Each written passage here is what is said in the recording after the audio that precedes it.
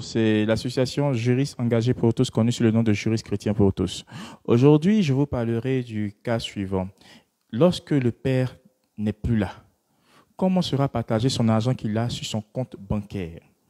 Lorsque votre mère n'est plus là, comment sera partagé son argent qui est sur son compte bancaire? Ce qui se passe ici, c'est que les gens ne savent pas comment sera partagé l'argent qui est sur le compte bancaire. Soit le monsieur, il a laissé une femme et des enfants. Mais comment la femme et les enfants vont se répartir l'argent qui est sur le compte bancaire du monsieur?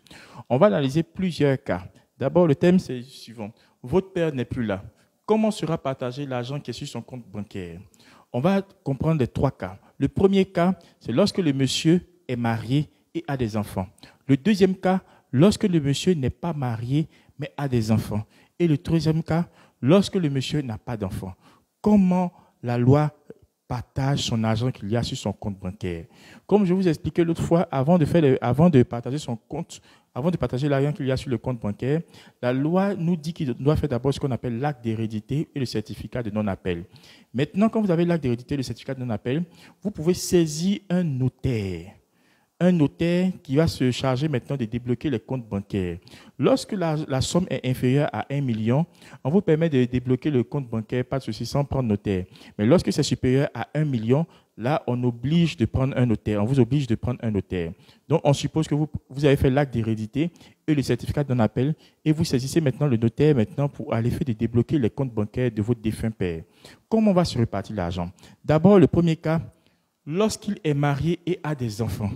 Lorsqu'il est marié et a des enfants, dans le compte bancaire, on ne va pas dire que l'argent qu'il a eu là, il a eu ça avant son mariage ou après son mariage. Non, non, non. On dit, et puis il a laissé une femme mariée, on dit qu'est-ce qui se passe? L'argent là, la femme mariée va prendre la moitié d'abord. Donc, je suppose très clairement, si le monsieur a laissé 10 000 sur son compte, 10 000 sur son compte bancaire ou bien 50 millions sur son compte bancaire, la femme mariée aura 25 millions, la moitié d'abord. Il va rester les autres 25 millions qui devront être répartis entre tous les enfants. Mais dans les autres 25 millions encore, la femme mariée va prendre un quart encore. Donc, les enfants vont se partager aux environs de 15 millions ou 16 millions. C'est tout. Donc là, ici, la femme mariée va prendre beaucoup d'argent. Beaucoup d'argent. Dans le cas de l'argent, on ne dit pas que cet argent-là, il a eu ça avant ou après mariage.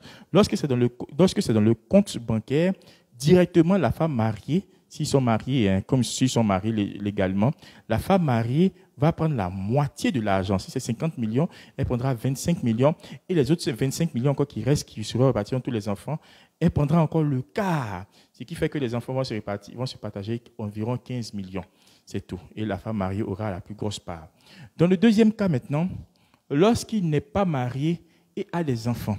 Lorsqu'il n'est pas marié et a des enfants, alors l'argent du père, l'argent qui est sur son compte bancaire sera réparti entre tous les enfants de manière correcte, à part égale. C'est-à-dire que s'il a 50 millions, il a 5 enfants, chaque enfant aura environ 10 millions, 10 millions, 10 millions, 10 millions. Ce n'est pas très juste parce que le notaire va prendre aussi 10% de l'argent, n'oublions pas. Le notaire va prendre 10% de l'argent, mais chacun va prendre à part égale. Il n'y aura pas moitié à donner à X ou Y. Maintenant, lorsque le défunt, c'est-à-dire le monsieur, n'a pas d'enfant et il n'a pas de femme, l'argent maintenant va être réparti entre les pères et mères du monsieur, du défunt monsieur. Ce sont ses pères et mères qui vont prendre l'argent. À défaut de pères et mères, ce sont ses frères et sœurs qui vont prendre l'argent qui est sur son compte. Merci, c'était Alistair Cablan de l'association Juristes Engagés pour tous, connue sous le nom de Juristes Chrétiens pour tous, pour vous faire connaître le droit. Merci.